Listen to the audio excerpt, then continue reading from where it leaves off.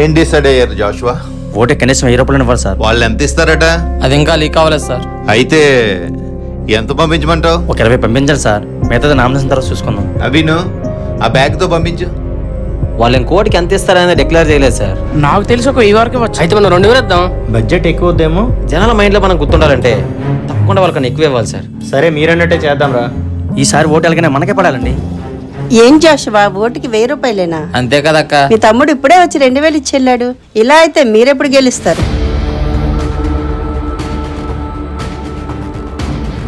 పాప అవమానం జరిగినట్టుందిరా.